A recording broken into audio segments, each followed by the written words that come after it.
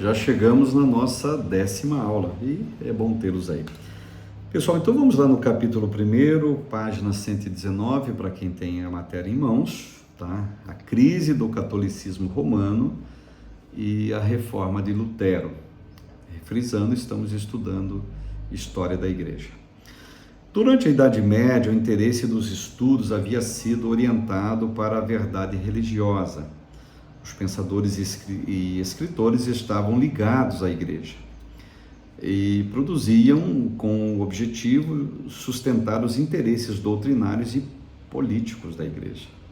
A Renascença, no mesmo sentido, o movimento humanista do final da Idade Média, despertou um novo interesse pela literatura sacra, pelo grego e pelo latim, pelas artes, de forma inteiramente separada da religião. O movimento não era antirreligioso, porém cético e investigador.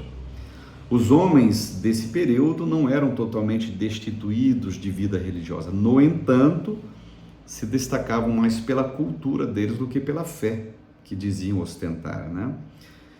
Na Alemanha, Inglaterra, Itália e França, o movimento despertou novo interesse pelas escrituras, pelas línguas grega e hebraica, levando o povo a investigar os verdadeiros fundamentos da fé, independente dos dogmas de Roma. Por toda parte, ouvia-se fortes críticas à Igreja Católica Romana. A urgência de reforma na igreja. Tá? Naquela época teve uma reforma na Igreja Católica Apostólica Romana. Por assim dizer, vamos pensar assim, os evangélicos saíram de lá, os protestantes saíram de lá. Agora, apenas uma pergunta de retórica aqui, tá? Eu teria uma resposta e sei a resposta.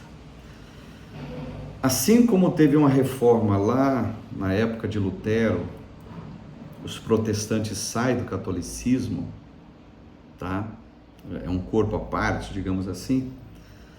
Eu vou perguntar para vocês aqui, será que hoje precisamos de uma outra reforma? Não no catolicismo, mas no protestantismo? Será que precisamos? Será que há necessidade? Ou a igreja brasileira, vamos falar da brasileira, vamos falar do nosso quintal aqui, né? Ela está às mil maravilhas, está uma verdadeira bênção, está uma pujança, o nome do Senhor tem sido glorificado. Será? Só para a gente pensar. Urgência de reformas na igreja. A igreja institucional, na transição do século XV para o XVI, passa por uma acentuada crise. Diversos papas renascentistas mostram maior preocupação com a arte e o esplendor da cidade eterna, Roma, né? Além de seu próprio prestígio cultural e político, do que com o bem espiritual do povo de Deus. Guarde bem essa expressão, tá? Além de seu próprio prestígio cultural e político. Quando eu leio isso aqui, gente, eu tô aqui com a história na mão, né? Prestígio cultural e político. Parece que não dá a impressão que a gente está falando de coisa do passado, né? Não dá a impressão que a gente está falando lá do catolicismo do século XVI. Prestígio cultural e político. Não é verdade? Esses tempos atrás aí, foi colocado o busto para homenagear um papa, homenagear um grande líder católico romano. Não! Para homenagear um líder de uma denominação aqui no Brasil, chamada Assembleia de Deus. O busto colocado dentro da igreja. Uma estátua, sim, uma estátua, um obelisco, entendeu? Um monumento, uma pedra de toque, uma Ebenezer, uma coluna de um líder cristão, de um líder pastoral. Prestígio político, é verdade, e prestígio cultural. Essa era a preocupação, e não era preocupação com o povo de Deus. Catolicismo disso do século XVI, Mas ainda bem, ironia isso aqui agora, tá? Ainda bem que é só no século XVI. Não, não é. Bom, dos mais remotos cantos da cristandade, chegam insistentes apelos por uma reforma na cabeça e nos membros. A igreja tem necessidade de atitudes enérgicas e medidas realmente eficazes e bem fundamentadas espiritualmente. No entanto, faltava vontade de encerrar reformas por parte do pontífice romano e de seus imediatos colaboradores em Roma. Um outro agravante: boa parte dos sacerdotes desconheciam a própria doutrina católica e demonstrava falta de preparo intelectual para as funções religiosas, fragilizando ainda mais a imagem da igreja. O povo aqui só vivia de dogma. O povo aqui só vivia da conversinha da infabilidade papal. E a infabilidade papal dizia o seguinte: olha, está na Bíblia, mas o Papa pensa isso. Está na Escritura, mas a voz do Papa é a voz de Deus. O Papa é o vigário de Deus na Terra. A última autoridade é dele, a última fala é dele. E os caras só estavam preocupados com seu prestígio político e intelectual. Não estavam preocupados com a igreja em si. E aqui não estou falando nem de idolatria, nem de imagem de escultura, nem de beatificação, de canonização. Estou falando do todo dessas figuras, onde estava alavancando aqui um clamor do povo por uma reforma. E a reforma vai acontecer. E houve nesse período fortalecimento das monarquias. A ligação entre papado e os monarcas era muito grande, gente. Os papas que antecederam a reforma protestante, aqui tem os nomes deles, alguns deles, tá? Papa Leão X e a missão de João Tetzel.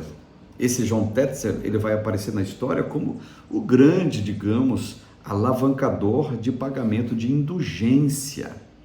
A prática da simonia, também na página 122, a invenção da imprensa e a contribuição para a reforma. Quando Gutenberg inventa a imprensa, é um grande agir de Deus, porque esse Gutenberg vai fazer com que os escritos de Lutero, por exemplo, sejam espalhados por todos, porque até então era proibido que a Bíblia estivesse na mão da população. Tiraram a escritura. E hoje me parece que a questão de tirar a escritura, entre aspas, voltou.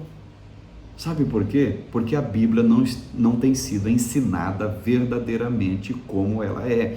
E se a Bíblia não é ensinada verdadeiramente como ela é, o que acontece? Mantemos o povo na ignorância, mantemos o povo diante de um vácuo escuro, e a última palavra é que o líder religioso pensa, não o que está escrito na Bíblia.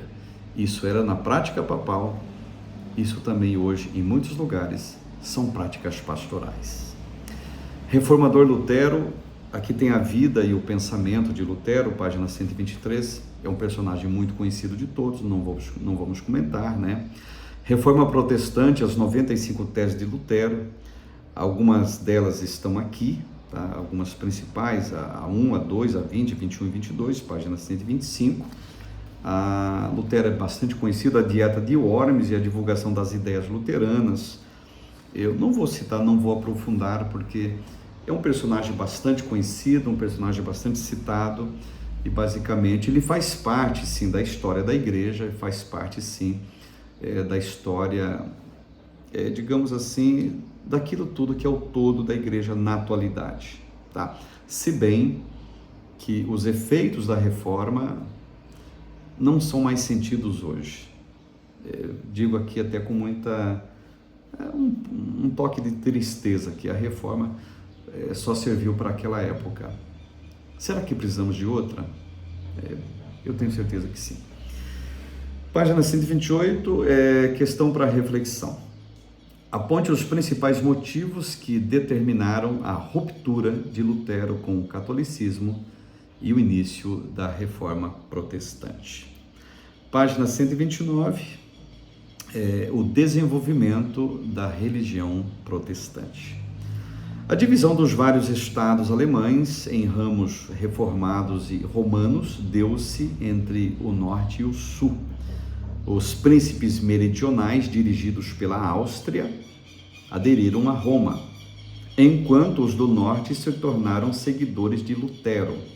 Em 1529, a Dieta reuniu-se na cidade de Espira com o objetivo de reconciliar as partes em luta. Nessa reunião da Dieta, os governadores católicos, que tinham maioria, condenaram as doutrinas de Lutero. Os príncipes resolveram proibir qualquer ensino do luteranismo nos estados em que dominassem os católicos. Os príncipes luteranos protestaram contra essa lei desequilibrada e odiosa. Desde esse tempo ficaram conhecidos como protestantes, e as doutrinas que defendiam também ficaram conhecidas como religião protestante. Lutero e a revolta camponesa de 1524, página 130. Os camponeses viam em Lutero seu defensor contra a opressão feudal dos senhores e do clero das cidades em seus escritos e sermões. Apesar de ser um conservador em política e de defensor que o bom cristão deveria ser obediente, ele muitas vezes atacava a ambição dos príncipes e lamentava a sorte dos pobres, mas Lutero não percebia que os camponeses estavam mesmo descontentes com a exploração que sofriam por parte tanto do clero quanto dos senhores feudais. E observe um fato interessante: senhor feudal e catolicismo, os clérigos sempre unidos, sempre com aquele objetivo. Qual o objetivo? Grana, dinheiro. Aqui me parece que é uma espécie de teologia da prosperidade camuflada nesse período da igreja do século XVI. Principais promotores da reforma da igreja, temos vários aqui: o Philippe Melanchthon, o Andreas Cardastes, tem vários aqui que se destacaram, o Zwinglio, página 132, os Anabatistas, o movimento radical da reforma, vai aparecer nesse período, página 133, os menonitas também vão contribuir, e todo mundo trabalhando em conjunto para levar a efeito da reforma. Temos a Confissão de Challentin, de 1527, na página 134, também os principais anabatistas básicos. Os princípios, aliás, anabatistas básicos eram o seguinte: restauração do cristianismo primitivo, igreja como congregações voluntárias separadas do Estado, batismo de crentes, afastamento do mundo, igualdade e fraternidade, pacifismo, proibição do porte de armas, proibição de cargos públicos e juramentos. Isso eram os princípios anabatistas da época. E na página 135, questão para reflexão: qual foi a principal área de investigação entre protestantes e católicos? Fale sobre as contribuições dos grandes reformadores, no que diz respeito à revitalização do cristianismo. Tá? A igreja já está em reforma nesse período, a igreja já saiu do nicho católico romano e, infelizmente, não durou por muito tempo, né? A gente vai entender isso logo à frente e observaremos isso. E como eu falei, não sei em qual aula foi, a igreja da época merecia mais críticas do que elogios. E infelizmente a igreja da atualidade, a mesma coisa. E quando eu digo de igreja, eu estou falando do segmento cristão, tá? Católico, protestante, tudo é segmento cristão, com as suas nuances, evidentemente, com as suas diferenças, lógico. E quando eu falo de igreja também, né? É a concepção bíblica, é a concepção teológica. Falou de igreja, você está falando de pessoas, você está falando de seres humanos, você está falando de homens e mulheres que compõem a igreja de Cristo. No decorrer da história, ao longo da história, sempre será pessoas. É aquilo que Paulo encerra basicamente em suas cartas, dizendo o seguinte: vós sois o templo, ou seja, vocês são a igreja, a pessoa é a igreja. Então Jesus, graças a Deus, não fundou nenhuma igreja. Quando digo fundar a igreja, no sentido denominacional, no sentido placa. Ele fundou pessoas, a sua igreja, que seria colocada numa rocha, numa pedra, e que não teria prevalecência do inferno contra ela. É dessa igreja, essa é a igreja verdadeira, que graças a Deus ela permanece intocável, mas ela não é vista. O que é vista é a igreja institucional, que merece todas as críticas possíveis.